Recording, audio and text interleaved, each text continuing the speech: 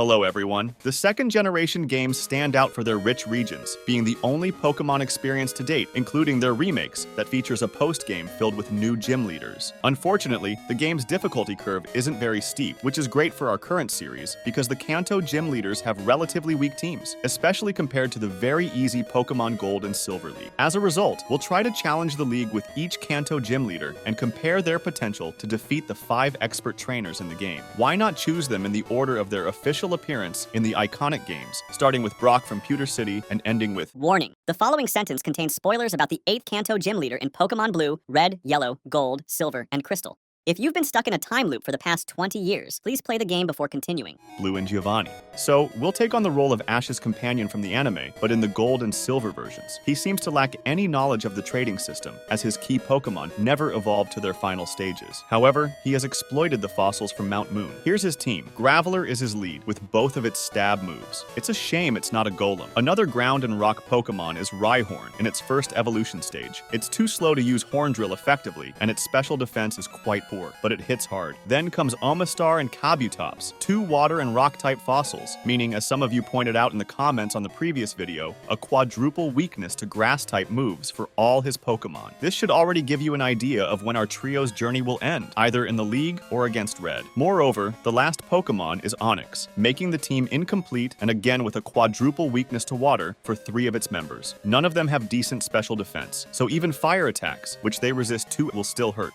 Let's start the challenge against the first league trainer, Good Old Will. For this match, the key word is luck. He starts with a Xatu, which can confuse us immediately. Our next moves depend on a roll of the dice, which we lose from the first turn. We can manage to get 1 attack in, but not before taking a hefty psychic hit. Fortunately, our attack one-shots the bird Pokemon. However, Will has Pokemon with advantageous types against us, and his first is Exeggutor. Switching to this Pokemon risks a 2 HKO, which we can't afford with our Pokemon, so we stay with Graveler to deal any potential damage. It's futile, and the Palm Tree finishes us off. We call in Omastar, mainly because it has a move that became Dark-type in the second generation, Bite. It's a 2-shot, and since the move is special, it works well with Omastar's higher special attack. Even though we might miss Reflect for the rest of the battle, we manage to finish it off. Slowbro is next, and it has many moves to boost itself. It's a good opportunity for us to keep hitting, as even though it's defensively strong, after 4 hits, the Pokemon falls. Another Xatu comes in to bombard us with another Psychic, which we fortunately endure. This gives us a chance to bite again before being KO'd mentally. That's fine. We know a rock move, and although Xatu is faster, we finish it off with a rock throw. Only 1 Pokemon remains, and it's no less than Jinx. Its Ice Punch is decisive, and we logically succumb. For revenge, we choose Kabutops, and its Slash is chosen to cut Game Freak's controversial Pokemon into pieces. Finally, the luck played out in our favor, and we have disposed of the first member of the Elite Four, who congratulates us. He opens the door to the next gym leader, and I take this opportunity to greet the viewers of the premiere on YouTube. As soon as I post a video, it is broadcast live, and it's a great way to discuss the video while it's happening. So I invite you to activate the bell so you don't miss the next one. The next member is Koga, who has many poison-type Pokemon, so he should be easier, especially for our Earthquake-wielding Pokemon. Our Graveler knows this move, which deals serious damage to Ariados. However, it knows a coverage move, a Grass-type attack we don't want to see in this challenge. We survive with very low HP, but our second attack is powerful enough to finish off the Poison-type Pokemon despite its recovery. Graveler's days seem numbered against the next Pokemon, Forretress, but thanks to a critical hit with Earthquake, it's already lost half its HP. A Swift finishes us off, but we can then send in Onix. Oops, it doesn't know any ground moves, making it less useful than expected, and we limit the damage by sending in Rhyhorn. It can deal good damage to Forretress, but alas, it can't finish off the Steel Bug. As a result, Forretress sacrifices itself with Explosion, which also crits. Our Rhyhorn is already gone, and we call back Onix. It works out since Koga's next Pokemon is Venomoth, with a Bug type weak to our Rock move, but its Psychic attack is decisive, and we lose Onix on the Moth's second move. It's time for Omastar to shine, and even though it gets poisoned, our Surf can defeat Koga's third Pokemon. Mook is summoned, and we continue with our Surf spree, but it uses Minimize. Unfortunately, we don't have Stomp, so our Surfs start to miss, even though we need at least 2 to finish it off. As we are poisoned, our HP drops rapidly, which is bad news, and in a last-ditch effort, we bring Mook's HP into the red. Next turn, Omastar is no more, and Kabutops takes over. The first Slash hits, dashing Mook's hopes of defeating us. Koga's final Pokemon is Crobat, which we'll have to slash to hope for victory. It evades, and then we attack. A critical hit, excellent, but it doesn't 2 HKO. Next turn, it poisons us and we keep slashing. And again, we land a critical hit that finishes it. It was a range hit, relying on luck again, but we triumphed over the former gym leader. It's the calm before the storm, since the next trainer, who is supposed to be the weakest of the Elite Four in Pokemon Red and Blue, specializes in fighting types, which is completely against our favor. Nevertheless, Bruno welcomes us with his Hitmontop, which has the annoying habit of starting the battle with Dig. Few moves can hit a Pokemon underground, and Earthquake is one of them, so we manage to KO the first Pokemon with a situational move combo. Even better, when Hitmonlee enters, it can hit us with Double Kick, which is quite nice for a level 20 Pokemon, but not in the league. So our Earthquake can also finish it off, leaving us with 5 Pokemon against 3, an advantage we'll need. The third dojo fighter, Hitmonchan, is called to avenge his fallen brothers. We switch quickly to Kabutops, who can tank the expected Ice Punch, and we start sending waves to the Boxer, who doesn't falter and hits us with priority punches. He hits before us, so we can't put him out of action. Time for Lord Helix, who can finish the wounded beast and welcome the Judoka's signature Pokemon. Machamp is formidable, especially with Cross Chop, which can potentially one-shot all our Pokemon. Indeed, that's the move that takes down our Fossil after it dealt some minor damage. Onix is next, and this is where the battle becomes a roller coaster of luck and misfortune, as we miss a Rock Slide, then take a Cross Chop that puts us in our place. Our Rock Slides then start landing, and either Machamp misses its move or it gets flinched. Bruno takes this as provocation and heals his Pokemon, making us start over. Eventually, after a small series of damage, he finishes us, and it's time to call in Graveler. Not that we have many choices. A Cross Chop finishes it, and so Rhyhorn must achieve the impossible. At this moment, Machamp uses a Rock move because it's out of PP for Cross Chop. Finally, some good news. Moreover, our Earthquake lands, which was a bit unexpected, and it puts us in a position to win the fight. What's the final Pokemon? It's an Onix, and the battle involves sending Earthquakes at each other until one of us dies. Onix is faster, but we are blessed by Lord Helix when we hang on with 1 GP.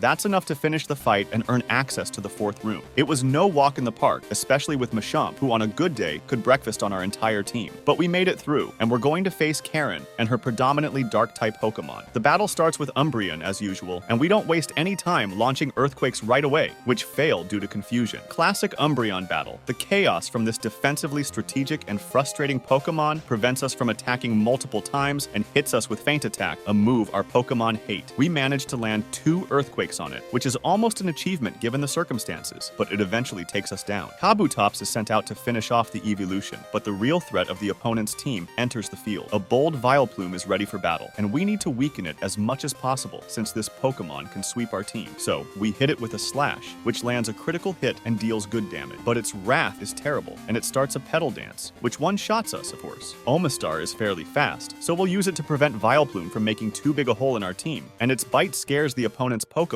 which is good because a second one might finish it off. First threat dealt with few before facing Gengar, which is no walk in the park either. Bite turns out to be the best move to take it down, especially since it curses us, forcing a Pokemon switch if we don't want to lose a quarter of our HP each turn. But the temptation is too great not to hit Houndoom, which just entered the field with a big Surf, one-shotting it. When we KO a Pokemon, the curse doesn't activate, so we've caught up in this battle, since we're on a good streak, and Murkrow is the last Pokemon. We'll prolong the pleasure with Lord Helix, who can take down the bird of ill omen in one go. History is written by the victors, and our success against the 4th member of the Elite Four deserves a grand display before facing the ultimate champion, Lance. Rock against flying-type Pokemon. This should work, right? The battle begins against Gyarados, and we won't sacrifice our Graveler, so we switch to Omastar, who can tank a hit. Its Bite is quite ineffective, but once it faints, we can send in Kabutops, who can tank an attack and also hit harder. We just have to hope for a critical hit. Gyarados' Surf's hurt, but after 3 hits, a critical Slash finally lands, and we've defeated the Sea Serpent, albeit with difficulty. But we're not out of surprises, as the real Dragon Dance begins with the entry of Dragonite 1. Unsurprisingly, we learn it's the one with the electric move, and it one-shots us without mercy. Enter Graveler with its interesting rock moves. We send out a Rock Slide, bringing Dragonite into the red. We won't finish it with the same move and start a series of rollouts which, if chained, could lead us to victory. The first Dragonite falls, while the second misses its attack right from the start, allowing us to lower its HP into the red. Will we succeed in our rollout streak? Dragonite's next next attack brings us back to reality, and we fall to its blizzard. We send out Onyx in a good position to finish it, but it gets replaced by a new, younger, and stronger Dragonite, ending any hope of victory. Onyx has enormous defense, the highest among our Pokemon, yet it cannot tank an outrage from the pseudo-legendary Pokemon. Naturally, the rest of the team gets swept, and the challenge ends there, especially since this wasn't the first attempt. No, Brock couldn't become the champion with his gold and silver team. Paradoxically, it wasn't a grass or water move that caused trouble, but a physical attack that can destroy all our Pokemon, with no means to counter this flying-type Pokemon. A surprising twist, but it prevents us from climbing Mount Silver to face Red. Misty is another one of Ash's companions in the anime, but in the games, she has a different personality, and notably, she has a pretty decent team. Unfortunately, she only has 4 Pokemon. Here's her lineup.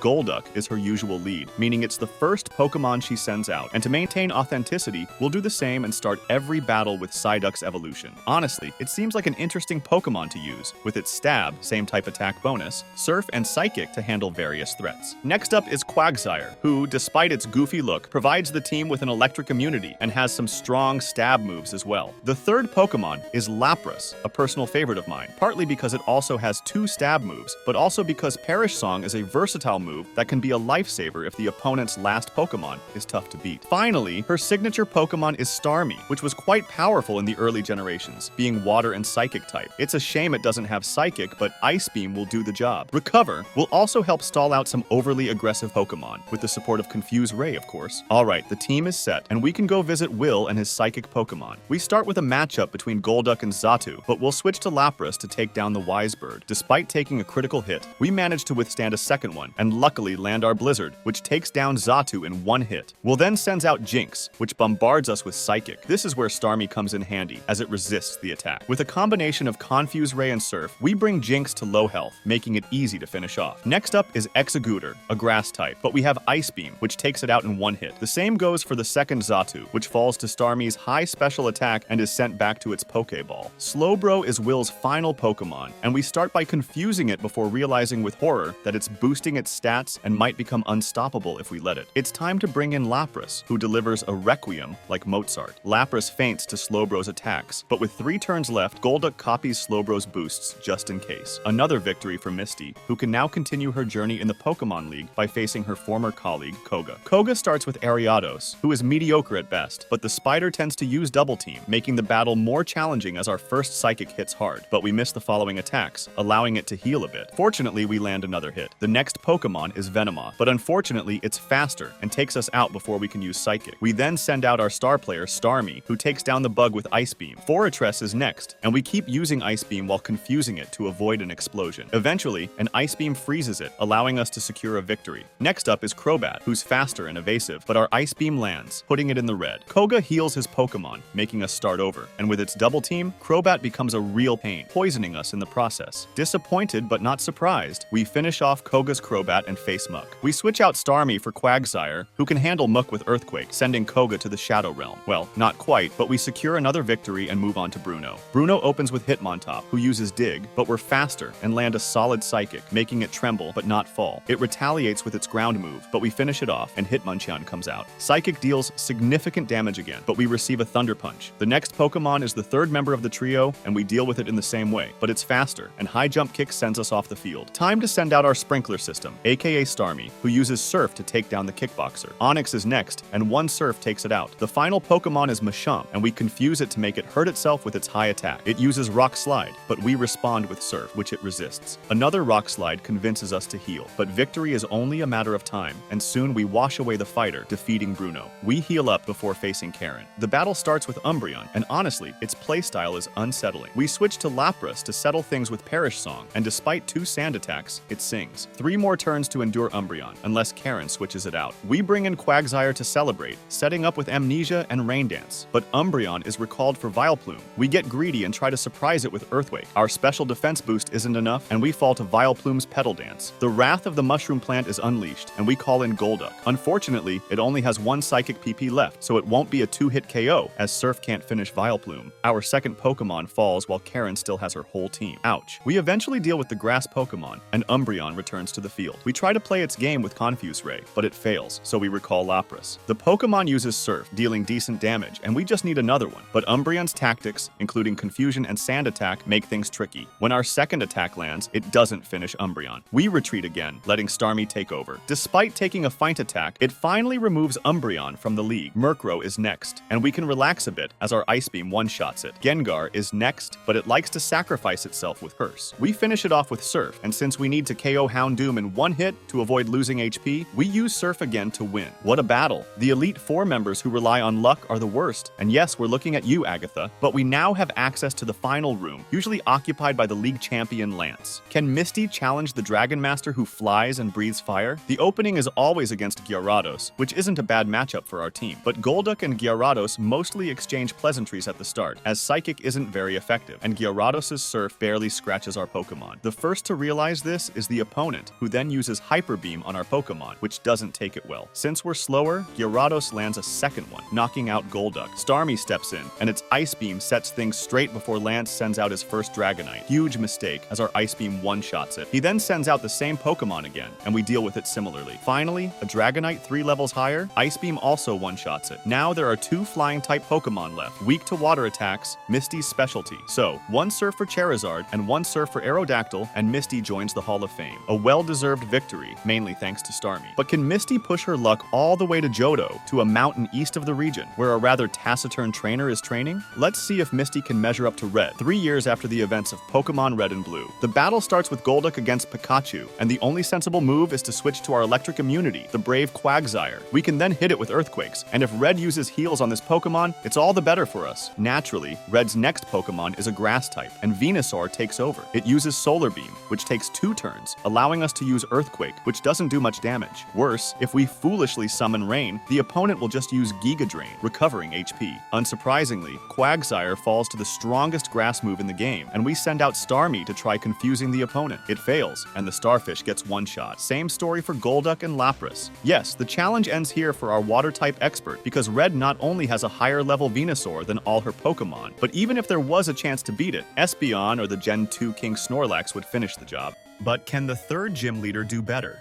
He's the third gym leader of Kanto from Red's perspective, but the first when Gold arrives for the first time in the center of the region, in the port city of Vermilion City. Yet, he's originally from Unova and is the first American in the franchise. His main Pokemon, Raichu, is as iconic as he is because it's the evolution of the official mascot. Today, we're going to see if Lieutenant Surge can beat the Kanto League in the Pokemon Gold and Silver episodes. For this, we're going to use the 5 Pokemon he has in his Electric-type gym. Here is his team. The first Pokemon is his signature Pokemon, a level 44 Raichu with 3 electric-type moves, the constant Thunderbolt, Thunder Wave to paralyze, and Thunder for extra damage if needed. Quick Attack is the only coverage move, which is quite worrying for a Pokemon that is supposed to be fast and part of the postgame. The next Pokemon, or rather the next Pokemon, are Electrode. Both of them don't have electric-type moves. However, they have enough different moves to hurt opposing teams, with their signature move Explosion, Screech to lower the opponent's defense, and Swift for Pokemon that tend to evade. Their last move is Double Team, and we know the power of this move on this channel if we followed previous episodes with Wally and Gardevoir. The fourth Pokemon is a Magneton, quite common in the latest challenges, but without a particularly great move pool, and Zap Cannon doesn't have perfect accuracy. Finally, Electabuzz is the last ace of this team, with, like Raichu, 2 electric-type damage moves and Quick Attack. The last move is Light Screen, knowing that the only type super effective against electric is the ground type, which is physical. So, with our 5 Pokemon in hand, we head to the first competitive room of the Indigo Plateau, where the Psychic Pokemon Specialist, Will, awaits us. He starts the battle with Xatu, and for Raichu, it's an excellent start. With Thunderbolt, Xatu is cooked perfectly, and Will sends out his next Pokemon, Jinx. Without much hesitation, we can continue to spam the A button to keep using Thunderbolt, the most reliable electric-type move. In 2 turns, we can knock out Jinx. This is called a 2 HKO in strategic terms, meaning a 2-hit knockout. However, we've taken some damage, and the next Pokemon is Exeggutor, which can resist our attack. After looking at the team, we decide to stay with Raichu and paralyze the opponent's Palm Tree. We also attack it, but it can defeat our Electric Mouse with a Psychic Attack, and we respond to this setback by sending in Electrode. As you can see on the screen, Swift is very weak, and since Exeggutor hits hard, we can sacrifice our reverse Pokeball and take down the Grass Psychic Pokemon in the process. Victory is near since the next Pokemon is Slowbro, and we send in Electabuzz to continue the game. One single Thunderbolt is enough to defeat the Water-type Pokemon, and we receive Will's final Pokemon, another Xatu. Electabuzz's Thunderbolt finishes the battle.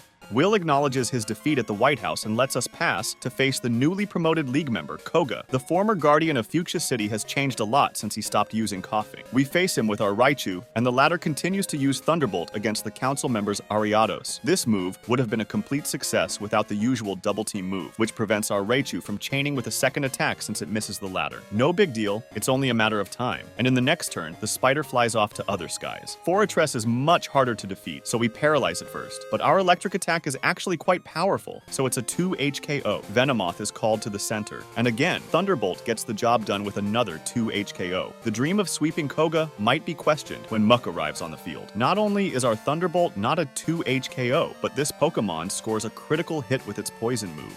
If only Raichu were Psychic type. We send in Electabuzz to finish the duel against the only Pokemon Koga kept from his red and blue team, Crobat. Normally, the bat would be burned in less than 2 hits, but Koga takes the opportunity to use Double Team, which hinders our electric Pokemon, as our attacks miss, and Crobat heals itself. Thus, our Pokemon falls, but the damage it dealt is significant enough for us to send an Electrode to finish the battle with Swift. That's 2 out of 2, but the next battle is with Bruno, who has an advantage over our type with his Onix. He starts the battle with Hitmontop, and our Raichu immediately shares its Thunderbolt. It's a 2 HKO, but first, we have to withstand Dig, and in the end, it's okay. The next Pokemon is, of course, Onix, and we switch Pokemon without much thought, sending in Electrode. It can take a hit, allowing it to lower Onix's enormous defense with Screech before falling to this barbarian's attacks. The wind blows on the Indigo Plateau. We send in another Electrode and make it explode to significantly weaken the Stone Serpent. If it doesn't knock it out, it's close. And if we had something other than electric and normal attacks, the matter would already be settled. We send in Electabuzz, which uses Quick Attack first. Onix responds with Sandstorm, which causes chip damage, but overall it's better than an Earthquake. So we can finish with Quick Attack, and Hitmonlee is sent out. It's a 2 HKO, but since the opposing Pokemon crits us with one of its double kicks, we're in the red when we finish the Karateka, and the Sandstorm finishes us off. It's Hitmonchan's turn to enter the battle, and we can bring back Raichu, who continues to deal excellent damage with Thunderbolts. Indeed, it defeats Hitmonchan and leaves us with a signature Pokemon battle against Machamp. The advantage is immediately taken since our electric attack paralyzes the 6-armed fighter who can't attack. It's the same thing on the next turn since Cross Chop only has 80% accuracy. So, we can deliver a final blow, which is cancelled due to Bruno's item. Everything has to be redone, and in the next turn, Machamp doesn't miss its attack. The match gets complicated since we have only one Pokemon left, a Steel type. Fortunately, Magneton is faster, and its swift attack can end the encounter. It was close, but the third obstacle is passed, and now it's time to enter Karen's room, with her Pokemon themed around darkness. Her lead is the traditional Umbreon, and we're not going to be subtle, sending in a first Thunderbolt, which unfortunately isn't very powerful. We lose accuracy, but still paralyze the evolution, then switch to Magneton, which also loses accuracy, so we switch back to Raichu. But Umbreon doesn't miss any attacks despite the paralysis and the 25% chance of missing status moves for NPCs in the second generation. So, we call Electrode, which has Swift. It puts the opponent's HP in the red, and if it faints, its clone can come in to finally get rid of Karen's lead. The next Pokemon we face is Vileplume, and for this one, a little double team followed by Screech will help in the duel. Then we can send in Swift to deal maximum damage, and we even manage to withstand Petal Dance. This keeps us competitive enough to defeat the grass poison Pokemon before Gengar finally comes. Too bad, we had a good chance to explode, but it wouldn't affect the opponent, so we choose Screech to lower its defense, even if it won't help our team. So it's Raichu's turn, which can still put Gengar's HP in the orange, and since it uses Curse, it takes itself out. The next Pokemon is Houndoom, and we'll try to take it down before Curse kills us. Our electric attack is a 2 HKO, so we must withstand its fire attack, but it's taken down afterward. The final Pokemon is Murkrow, and oh no, we're out of Thunderbolts. We'll try Thunder to finish off the bird Pokemon, and it hits! Victory! Karen is defeated without much difficulty since we still had Magneton and Electabuzz as backup, so we can quickly celebrate the victory. And while we heal our Pokemon, I want to invite you to subscribe if you haven't already, because it helps small channels grow and you won't miss the last challenge. Anyway, Lance awaits us in the final room with a team of 6 Pokemon. His lead is Gyarados, and with Mantine, it's one of the only Pokemon quadruple weak to electric attacks, so it's a good lead that we can quickly fry. The next Pokemon is one of his Dragonite, and since we're on a roll, we'll continue using Thunderbolt. By a stroke of luck, we haven't taken any damage as we send the dragon back to its Pokeball. This tactic works the same way when Lance sends in another Dragonite into the fray. In 3 hits, it's knocked out without being able to attack. So we face the last Dragonite, the level 51, which is actually illegal since Dragonair evolves at level 55. This one manages to land a Hyper Beam, which we barely survive, but it's enough to send back Thunderbolts that put Lance in a precarious position. According to some theories, Lance captured the Electrode from the Rocket hideout in Mahogany and gave them to our character. Charizard Charizard enters the dance, but again, Pikachu's evolution disposes of Charmander's evolution with a simple electric attack. Finally, Aerodactyl comes out, and since it's fast, it prevents us from sweeping the champion with one Pokemon using Hyper Beam. So, we return to the bag, probably for the last time in this league, and send an Electabuzz. Its Thunder Punch isn't strong enough to take down the Pokemon in one hit, but it's resilient enough to tank the ultimate attack from the ultimate Pokemon of the ultimate trainer of the league. That's it, we can pop the champagne. Lieutenant Surge has beaten the league, using only electric and normal attacks. Quite a performance, and we'll try not to tarnish it when we head to Mount Silver, the neighboring domain of the league, where Red, more commonly called by fans and everyone else, is located. But before that, a word to those who don't understand why I don't level up the Pokemon before facing the post-game boss of each league challenge. I choose the exact teams of the trainers in the games, at their exact level, so it's the game itself and its developers that set the challenge parameters, and I see no reason to arbitrarily decide that a trainer should have an extra Pokemon or that I can level up the team by 10 levels. It allows for a more objective comparison, even if unfortunately Brock doesn't have a Zubat or Misty a Gyarados, but it makes more sense to let the NPCs and the game itself decide the teams for this type of challenge. Sometimes it works, like with Timmy, and more often it doesn't at the post-game stage. This is also the case here with Lieutenant Surge, who cannot take revenge against Red, despite Pokemon with Double Team. It would take incredible luck to pass all the Pokemon, especially since Espeon has Swift for the Jokers who want to evade. So, mission impossible for our American, who must forfeit and return to Vermilion City, where sailors sing. Now, let's talk about Erika.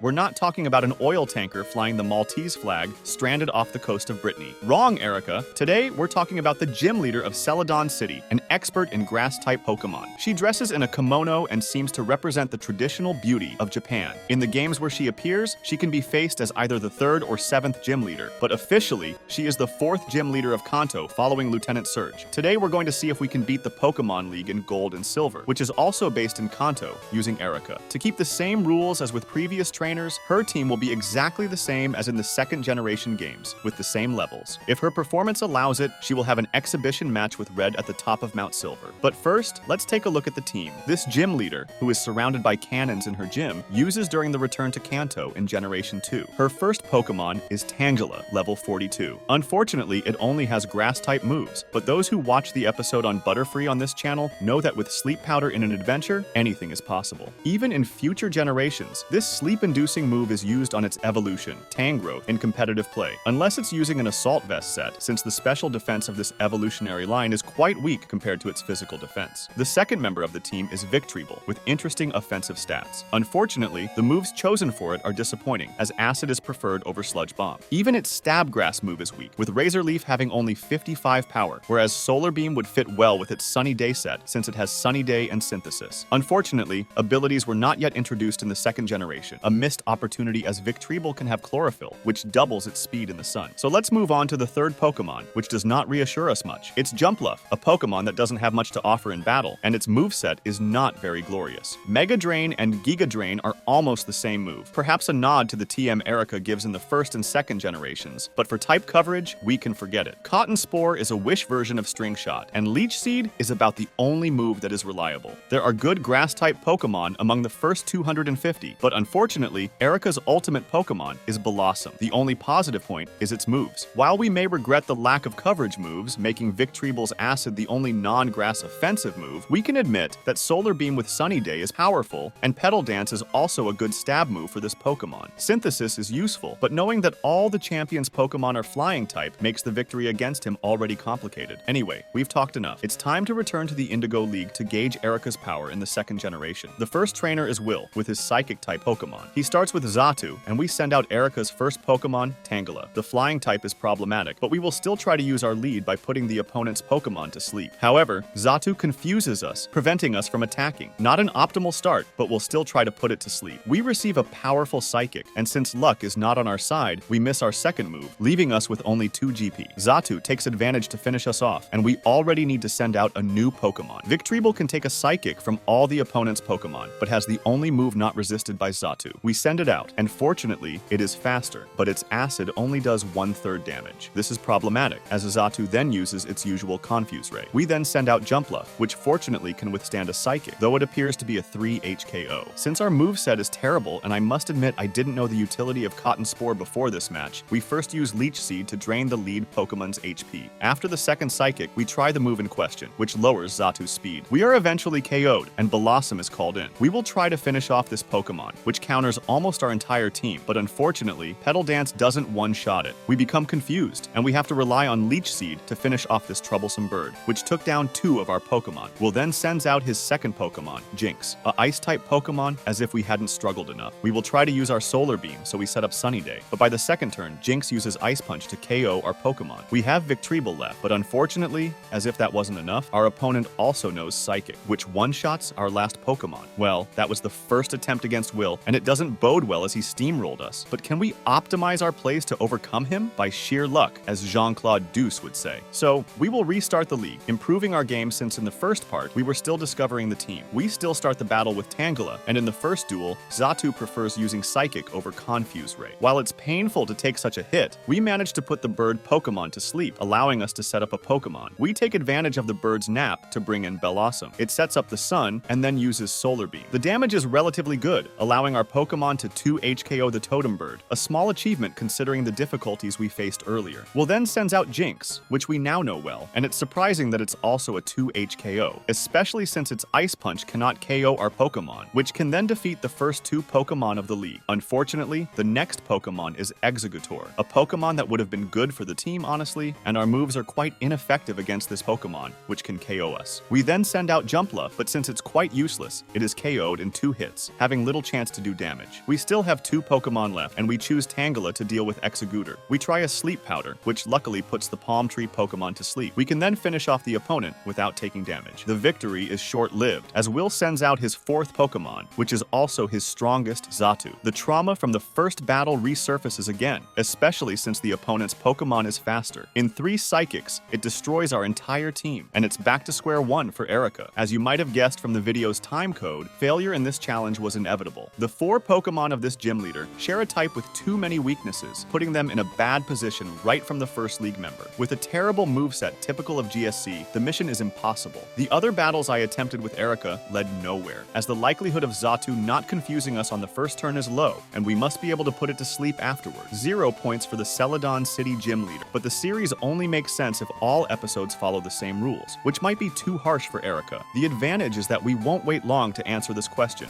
As we've done with previous gym leaders, we're taking on the role of Janine, the Poison Ninja and gym leader of Fuchsia City.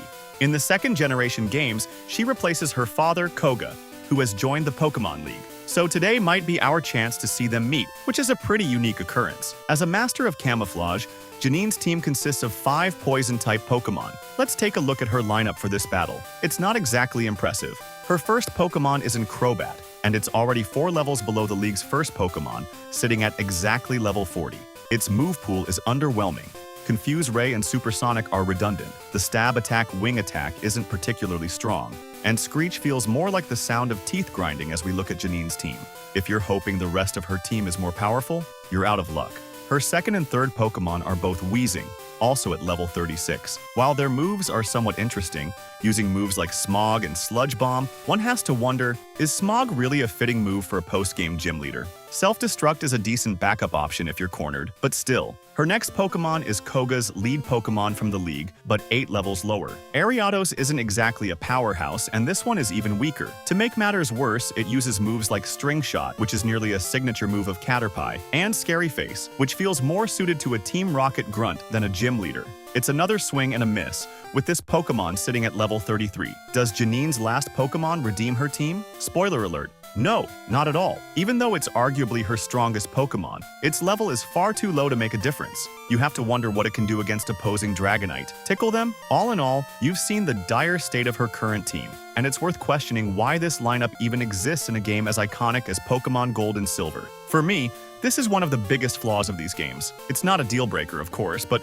the difficulty curve is definitely poorly balanced. Anyway, enough talking. Let's face Will and his psychic-type Pokemon to see if we can pose a threat to him. He sends out the classic Xatu, that never changes, which we counter with Crobat. Right off the bat, we'll try a confusion strategy. There aren't many other options. Crobat uses Confuse Ray on Xatu. It's a half success. While Xatu is indeed confused, it manages to hit us, leaving our HP down to 11. It's time to go on the offensive, and fortunately, Confuse Ray takes effect on the second turn, causing Xatu to hurt itself. There's a glimmer of hope when we see our attack can bring it into the orange zone, meaning 2 more hits might finish it off. Unfortunately, Arceus seems to have other plans for us. Xatu snaps out of confusion, uses a priority move, and lands a critical hit. Our first Pokemon is down, but we still have 4 left. Let's see if they can be of any use. Next, we send out our strongest Pokemon, a Venomoth, to try confusing the bird again, and this time it works. However, Xatu still manages to attack, and Psychic deals massive damage,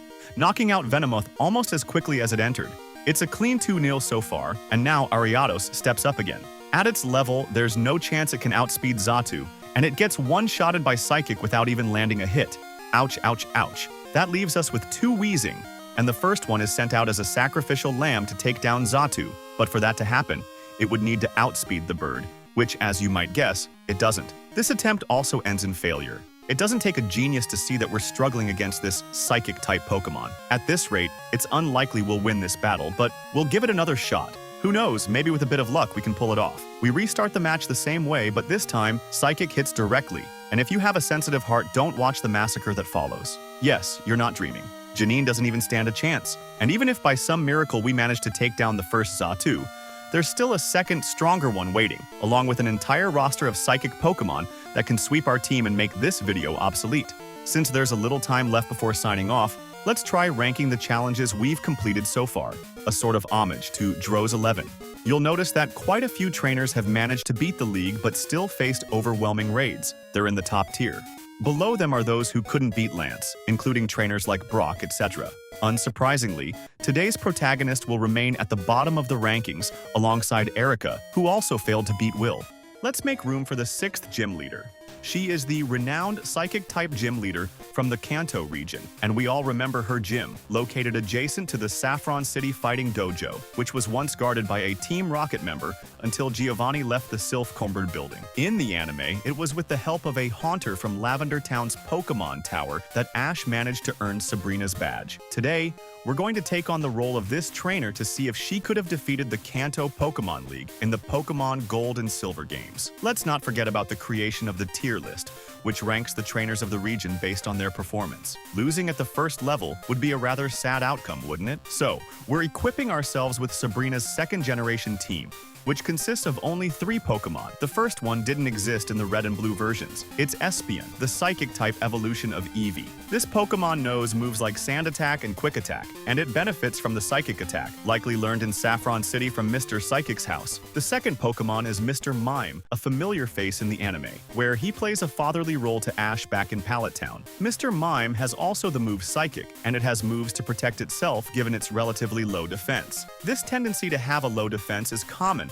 among Psychic Pokemon, and it can also utilize Bat and Pass, a move banned in competitive play in later generations. Finally, we have Sabrina's signature Pokemon, Alakazam, the evolution of Kadabra. Alakazam was a powerhouse in the first generation, but here, unfortunately, it has very limited coverage outside of its Psychic-type moves. Obviously, it has Psychic and Future Sight, which became incredibly useful in competitive play during Generation 8, and it does retain some utility with moves like Recover and Protect. Now, you may have noticed the major flaw with this team. I certainly have, especially at higher levels. But let's dive into the challenge and get started. As always, we begin by facing Will, who leads with Xatu. We start with Espeon, taking advantage of its accuracy-lowering move to potentially make Xatu miss its attacks. Once Alakazam enters the battle, the true duel begins. As you can see, Alakazam's Psychic attack brings Xatu down in 2 hits, while Xatu barely scratches our Pokemon. The second attack finishes it off, and now we face Xatu's twin cousin at level 42. The 2-level difference defense doesn't change much. We can dispatch it in 2-3 moves. Next up is a Pokemon that greatly benefited from this game's use of color, and with a pleasant surprise, it looks like a sweep from our team. It's another 2-hit knockout, though we're left with only 38 HP after battling the third Pokemon. Thankfully, with Recover,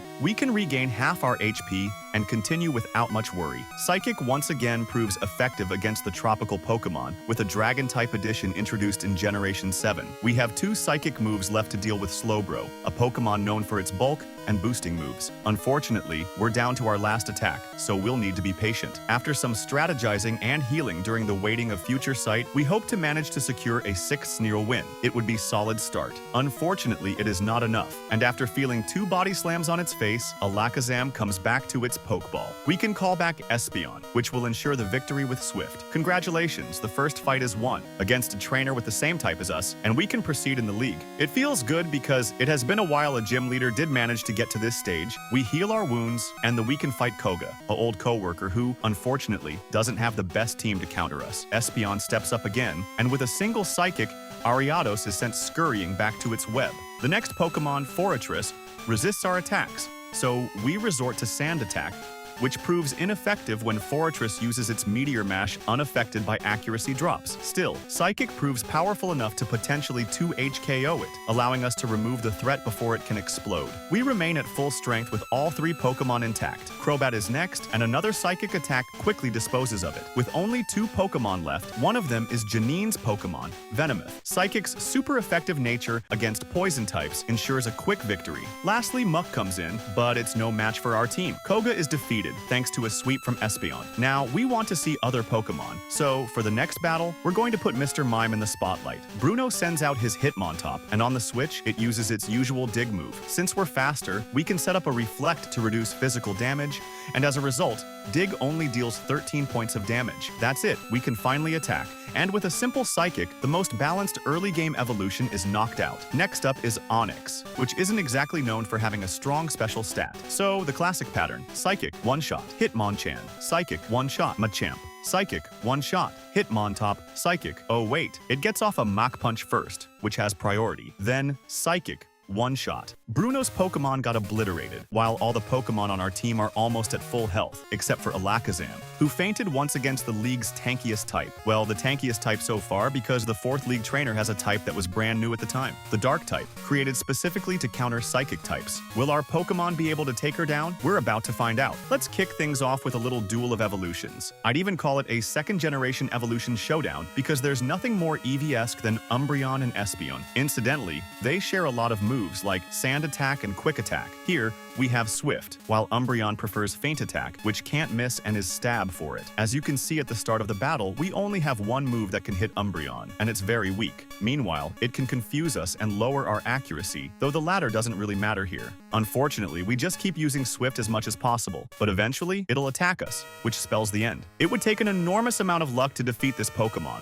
luck that drops to 0 once our Espeon is down. Indeed, Mr. Mime has no moves that can hit the Dark Pokemon, which means we'd have to burn through all its PP to use Struggle. The same problem applies to Alakazam. So, we can confidently say that the journey ends here for our Psychic-type specialist. And even if, by some miracle, or I don't know, an alignment of planets by Palkia, Umbreon were to fall, Houndoom is lurking nearby and can wipe out the team in 2 or 3 hits. So, in summary, Karen creates her own tier, and we can answer the question posed by this video. No, she couldn't become the champion, at least not with this generation's setup. The lack of variety in her moves is really her biggest weakness, which is a shame given the level of her Pokemon, and so her journey ends here, prematurely. Now, we are going to appear as the 7th gym leader of Kanto, as known as Blaine. He's a mysterious character who locked up his gym so the protagonist could explore the lab destroyed by Mewtwo. In Pokemon Gold and Silver, his entire gym is destroyed by the volcanic eruption on Cinnabar Island, which became active again. As a result, the protagonist has to travel to the Seafoam Islands to face the Fire-type gym leader of this generation. We're using Blaine's team, which consists of 3 Pokemon, to take on the Pokemon League to see if he could defeat it with the resources at his disposal. Before we begin, let me introduce you to his team. Blaine's lead Pokemon is Magcargo. This Fire-Rock-type Pokemon boasts solid defense, but as its design suggests, it's a fiery snail, meaning it's very slow, which is generally a problem for a Pokemon. However, it has 2 stab moves, which is great, along with Curse, a move that boosts its attack and defense at the cost of speed, something that doesn't matter for Magcargo anyway. The next Pokemon is Magmar, which appears offensively capable at first glance. Its move pool isn't too shabby, as it can boost its fire-type attacks with Sunny Day and use Thunder Punch as a solid alternative against water or flying Pokemon that populate the league. Finally, we have Rapidash, a level 50 Pokemon with great speed. If its move pool is used effectively, Fire Blast can deal significant damage, and having priority moves is always helpful. With the introductions done, we can climb the stairs leading to the first room of the league, where Will greets us warmly. Xatu isn't a threat capable of one-shotting us with Psychic, so Rock Slide can bring its HP down to the red zone. On the second turn, our Flamethrower lands, securing our first victory. Will then sends out his Water-type Pokemon to turn the tide. Sacrificing Magcargo to safely switch in Magmar isn't a bad idea initially, but since Slowbro starts boosting itself, the situation quickly becomes critical. We perform a hard switch to Magmar, and with 2 Thunder Punches, the Pokemon, whose tail supposedly fetches a fortune on Team Rocket's black market, is KO'd. Xatu is sent out again to assist, but another Thunder Punch is enough to drop it to the red zone. Psychic hits us back, and on the next turn, Xatu finishes us with its priority move. Back to the bag. This time, our fiery unicorn steps in to stomp the bird. With quick attack, we force Will to bring out his penultimate Pokemon, Jinx, the perfect chance to unleash Fire Blast, which easily takes out the Ice-type Pokemon. His final Psychic-type Pokemon isn't a fan of Fire types either, and once Fire Blast lands, Executor is defeated. That's it. First victory secured against the first trainer, and it's official. Blaine isn't the weakest gym leader in the Kanto region. He can continue his heroic journey to the second stage, where he'll face Koga. As usual, Ariados makes its presence known in the lead position, and Magcargo can use Flamethrower to eliminate the spider. Forretress is next, another poor choice, as Flamethrower makes short work of it too. Next up is Muck. Things get tricky here as Muck is bulkier and has the audacity to poison us. However, despite its evasion tactics, we manage to land 3 Flamethrowers, and the Pokemon returns to its Pokeball. Crobat comes in for revenge, but our Rock Slide halves its HP. Poison takes down our Lava Pokemon, but we bring in Rapidash to toy with the bat before finishing it off with Fire Blast.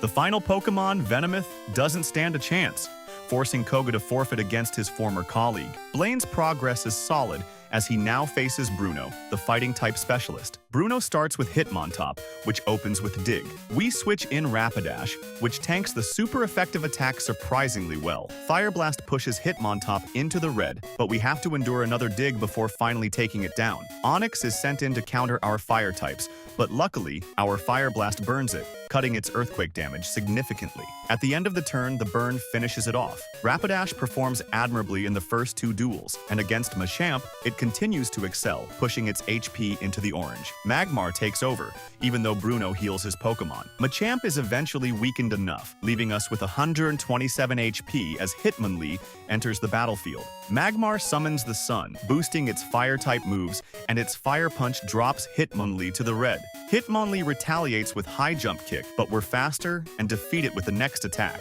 Hitmonchan is up next, and with a solid hit, it knocks out Magmar. We send out Magcargo, and since Hitmonchan opts for a weak but fast fighting move, 2 Flamethrowers are enough to claim victory, not just in this duel, but against Bruno overall. That's 3 out of 3 so far, with only 3 Pokemon. All 3 Pokemon have contributed significantly to this challenge, which is still ongoing. Now, Blaine faces Karen and her Dark types. Against Umbreon, we aim to weaken it as much as possible before our accuracy is lowered. With 3 Flamethrowers and some luck, we take it down. Gengar is sent out next and uses Curse on Magcargo, whose accuracy is already low. It's time to switch Pokemon. Rapidash trots into battle, and with Fire Blast, Gengar is eliminated. Murkrow may sport a stylish hat, but it doesn't appreciate third-degree burns. Fire Blast scorches it, leaving it charred. Karen has only 2 Pokemon left, one of which is Houndoom.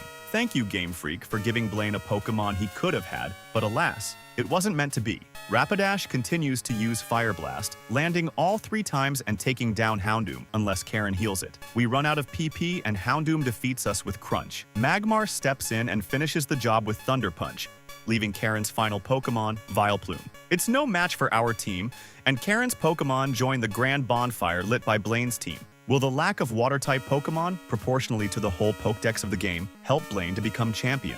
Finally, Blaine heads to the last room of the Elite Four to face the champion, Lance, and his dragon, especially and flying Pokemon. Lance's first Pokemon is Gyarados, one of the worst threats to our team. To stand a chance, we swap out Magcargo, who is doubly weak to water moves, and send in Magmar. Magmar tanks Surf and uses Thunder Punch to bring the Sea Serpent into the red zone. Another Surf finishes Magmar, and Rapidash is tasked with taking out the biggest threat. In theory, anyway, as Lance sends out Aerodactyl next, a Pokemon that also has a type advantage against us. Rapidash manages to land a Fire Blast on Aerodactyl, but Rock Slide hits hard, pushing Rapidash's HP into the orange. Fortunately, Rock Slide's accuracy isn't perfect, allowing us to dodge one and punish Aerodactyl. The series of Dragonites begins. Rapidash puts up a fight, but Dragonite specializes in overpowering opponents and takes down our second Pokemon with Hyper Beam.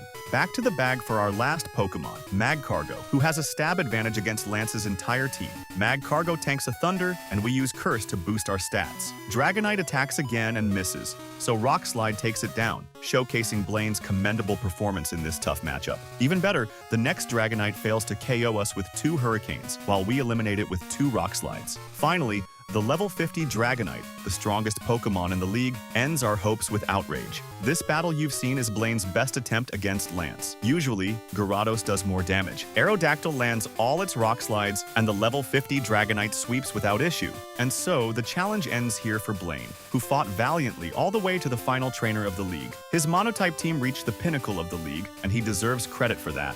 So, now, we're going to see if the iconic character Blue could have repeated his exploits from Pokemon Red and Blue by defeating the Indigo League. To recap, this takes place during the Gold and Silver era. Blue, the proud and arrogant trainer of the first generation, lost his title as champion to Red almost immediately after achieving it. The consequences were immediate. His grandfather, Professor Oak, congratulated his rival and criticized Blue's approach toward his Pokemon, saying he didn't treat them with enough care. Frustrated, Blue returned to Pallet Town, only to find that the Viridian City Gym, originally run by Giovanni, had been completely abandoned. Blue took over as the gym leader, but he kept his brash nature, frequently traveling and forcing challengers to track him down in Kanto before being able to face him in battle. That's how Gold ultimately defeated him. But has Blue really softened? Could he, if he wanted to, reclaim at least the title of champion now that Red has left the league? And more intriguingly, could he face Red's Pokemon despite the 20-level difference? That's what we're going to find out in this video. Without further ado, let's present Blue's team as it appears when you face him in the Viridian Gym. The first thing to note is that he has 6 Pokemon, finally, a full-fledged trainer. And what's more, his team is well-balanced. His lead is Pidgeot, a classic choice for him, though its only notable moves are Wing Attack, a stab move with 60 base power, and Quick Attack for priority. His next Pokemon is Alakazam, which has the tools to deal heavy damage with Psychic, while its other 3 moves can be useful depending on the battle. Disable is there to counter Dark-type attacks, and Reflect to provide some artificial bulk to Alakazam's otherwise fragile defense. Recover allows it to regain health mid-battle. Next, we have Raiden, an overused tier Pokemon from the first generation. It brings its 2 best stab moves and serves as Blue's only immunity to electric-type attacks. Moving on, we have Gyarados, not known for subtlety, especially with its powerful moveset like Hydro Pump and Hyper Beam. It's a true Titan capable of causing natural disasters. Then, there's Exeggutor, another Psychic-type Pokemon that also carries the Grass-type. Its moveset includes Solar Beam, which synergizes well with Sunny Day and Leech Seed to drain health from any potential stab resistances. Finally, there's Arcanine, a said legendary Pokemon that completes the Water Grass Fire trio, as Blue doesn't use a traditional starter in this generation. Flamethrower can take advantage of Sunny Day, set by Exeggutor, while Extreme Speed serves as the game's fastest priority move, perfect for finishing off weakened foes. This is a well-leveled team, and the question isn't whether Blue can beat the league, but rather how he will do it. For the first challenge, we face Will, the Psychic-type member of the Elite Four. We always have to start with Pidgeot as the lead. While Will sends out Xatu, we decide to attack to test the damage, and on the first turn, we land a lucky critical hit that one-shots the opposing bird. A great start to the battle as Jinx enters the field. We switch to Arcanine, who, with a stab flamethrower and higher speed, easily one-shots the Ice-type Pokemon, forcing Will to bring out his Water-type Slowbro. Here, we have an answer, Exeggutor. It sets up Sunny Day and then fires off a Solar Beam with 120 base power, once again scoring a one-shot for Blue. Will's next Pokemon is Xatu, and we haven't lost any HP yet. Our response is Raiden, a ground and rock type Pokemon. A few turns later, after taking our first bit of damage, Raiden lands a Rock Slide to take out Will's best Pokemon. Finally, Will sends out Exeggutor. While this Pokemon can be tricky, it doesn't stand a chance against Arcanine, who roasts it with Flamethrower. It's another one-shot, and Will concedes defeat without ever truly putting up a fight. As expected, Blue steamrolls through the league, moving on to face Koga and his Poison-type Pokemon. Koga leads with Ariados, a Bug-type,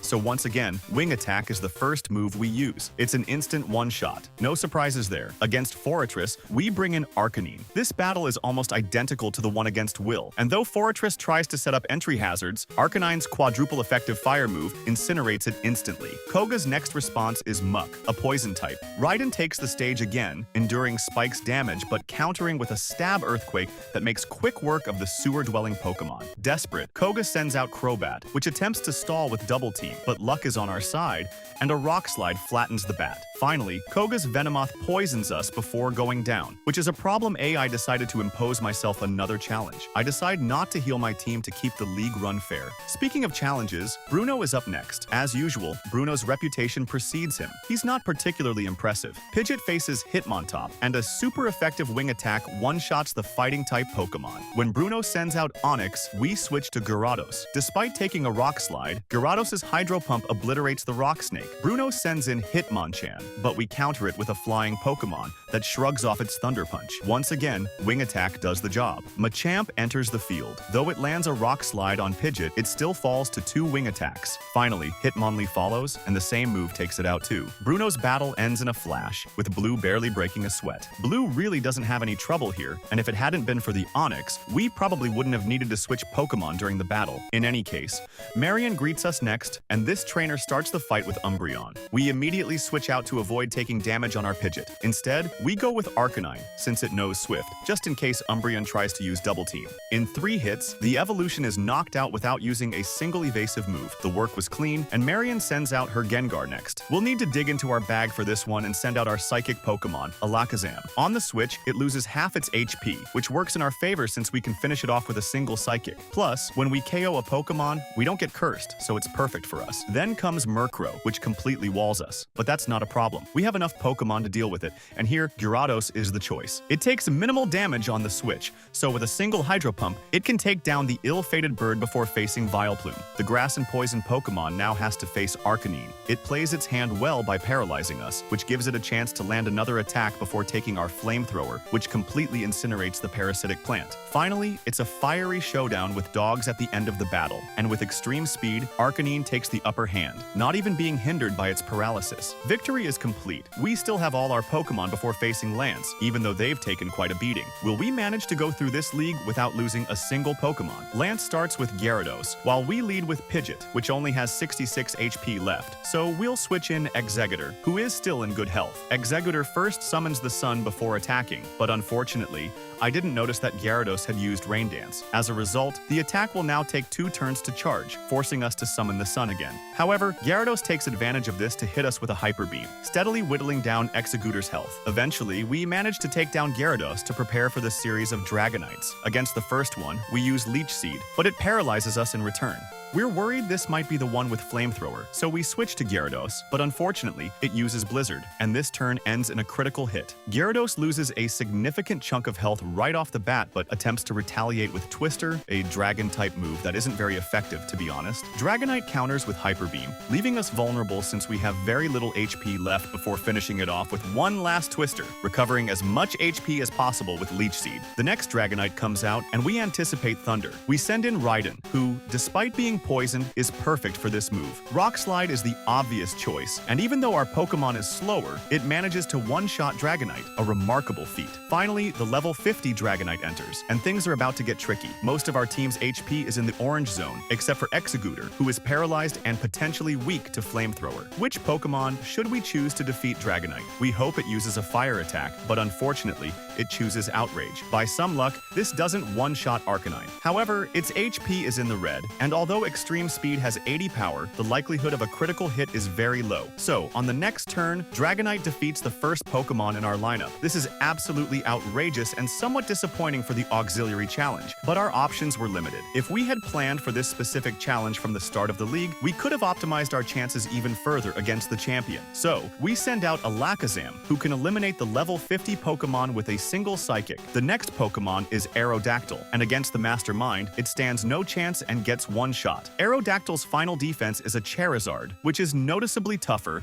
and manages to hit us with a Hyper Beam, resulting in the loss of another Pokemon. We avenge this insult with Gyarados, who defeats Charizard's final Pokemon with a single Hydro Pump, answering the question posed in the video. Yes, Blue could have undoubtedly reclaimed the championship if he had wanted to, with the Pokemon he has in Gold and Silver. These Pokemon provide answers to all the league's challenges, to the point that we didn't even need to heal before returning to the Hall of Fame. But the heart of these videos begins now. As you know, when the champion successfully defeats the league, they face a more intriguing challenge, one that has yet to be completed, climbing Mount Silver to confront Blue's eternal rival, Red. Red, the one who shattered all of Blue's dreams, the one responsible for the death of his Raticate, the one who replaced Blue in his grandfather's heart, sealing his fate as an anti-hero forever. There he is, silent, with a smile on his lips. With this gesture, showing our Pokeball, we are finally going to face him and gauge, for the first time, our respective strengths. He starts the battle with his Pikachu, and we counter with Pidgeot. The matchup is already bad, but we know Pikachu will waste no time using an electric move, and for that, Raiden is perfect. Pikachu's quick attack does nothing, and with Earthquake, our ground and rock Pokemon gives us the advantage before falling to Espeon. Against this Pokemon, we lack a dark type, but our Pokemon should theoretically resist its attacks. However, with a 25 level disadvantage, Psychic deals heavy damage, and on our first turn, we summon the Sun to set up a grass type attack. Unfortunately, Espeon one-shots us, forcing us back to the drawing board to decide which Pokemon is best suited for this situation. Arcanine is called in since the Sun is at its peak, but Psychic hits hard again. Flamethrower can two-shot Espeon. To maximize damage, we use Extreme Speed, but it's not enough, and Arcanine is also KO'd after giving its all in the battle. The situation becomes more difficult for Blue, who sends in Alakazam, knowing it resists Psychic attacks and needs only to deal minimal damage to Espeon. However, it's still slower, and its Pokemon are already at risk. Snorlax is sent out next. The Pokemon that once blocked the cycling road has a clear counter, Raiden. Snorlax's normal attacks don't phase it, and in 3 hits, Raiden can hope to finish Snorlax. Unfortunately, Snorlax uses Rest, healing itself completely, and we end up paralyzed after repeated body slams. This makes us slower and more likely to miss an attack. To make matters worse, Snorlax has Snore, so it's not entirely passive.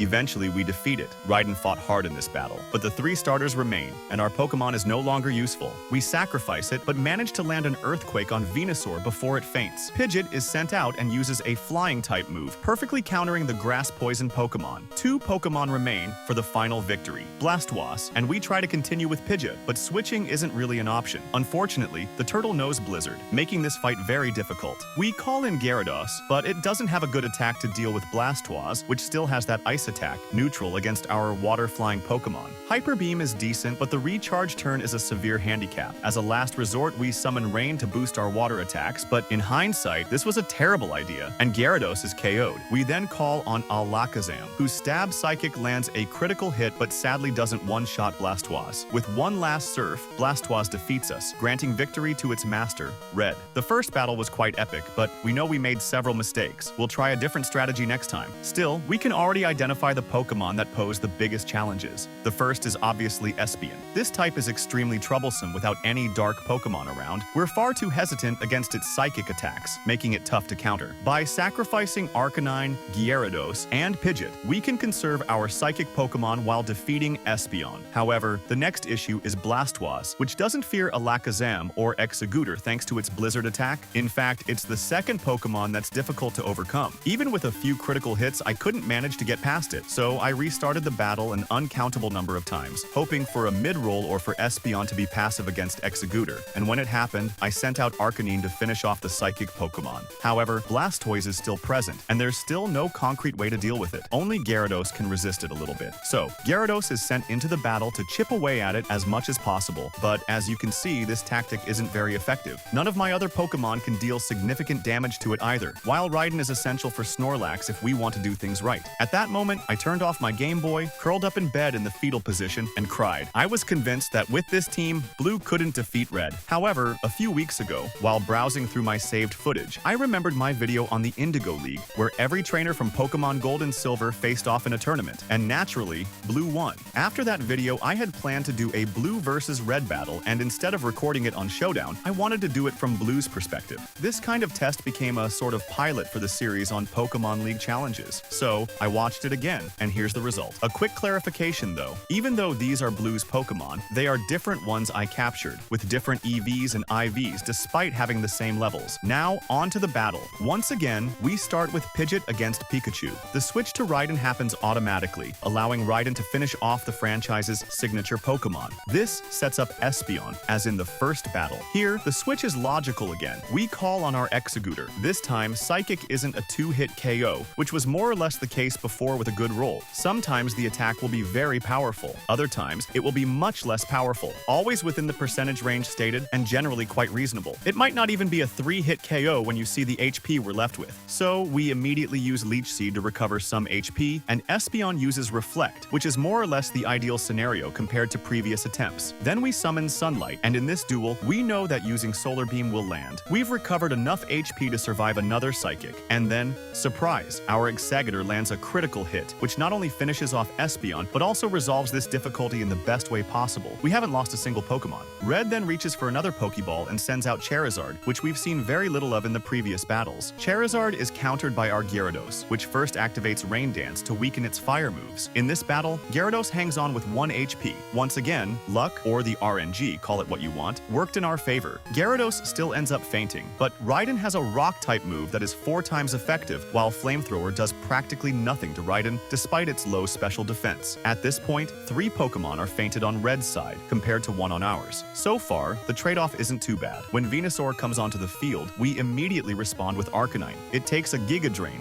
but it hardly feels it. Naturally, because of the rain, our Flamethrower is less powerful, but Venusaur shouldn't be a problem. And if it survives with 1 HP, Extreme Speed can finish it off. Red now has only 2 Pokemon left before sending out Blastoise, the second major difficulty from the previous battles. We send out Executor, without much hope. It manages to survive Surf, so we go for Leech Seed in case Blastoise misses its Blizzard. That doesn't work, but it's fine because we still have an Alakazam at full health. Meanwhile, Blastoise messes up a bit with Whirlpool and then Rain Dance. Since this turns into a 3-hit KO, we finally take down the turtle, paving the way to face the ultimate obstacle in the game, Snorlax. Since it has physical moves, we use Reflect, but we know that won't be enough to hold it off. Alakazam can still chip away a bit before fainting. However, we still have Raiden, and as I mentioned earlier, Raiden counters Snorlax perfectly. Its Earthquake does solid damage, and eventually, a lucky critical hit finishes it off. Yes, it is possible to beat Red with this team. However, it takes a mix of luck and good base stats. What's funny is that during my saved attempts,